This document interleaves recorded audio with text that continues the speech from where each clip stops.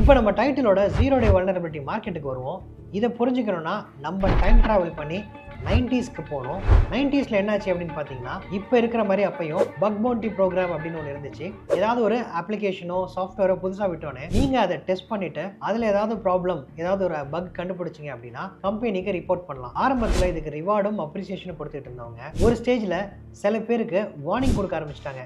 இதுக்கு மேலே என் சாஃப்ட்வேர் நீ கை வச்சனா லீகலாக உன் மேலே ஆக்ஷன் எடுக்கப்படும் அப்படின்னு.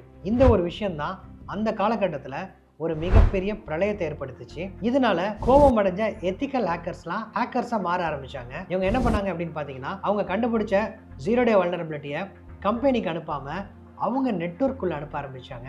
இதுக்காக அவங்க ஸ்பெசிஃபிக்காக பக் ட்ராக் அப்படிங்கிற ஒரு போர்ட்டல் யூஸ் பண்ணாங்க. ஸோ இந்த போர்ட்டல் மூலமா அவங்க அந்த 0 டே வல்னரபிலிட்டியை கொடுக்கறதுல அவங்களுக்கு ஒரு பெருமை, அவங்களுக்கு ஒரு பிராண்டிங் ஏற்பட்டுச்சு.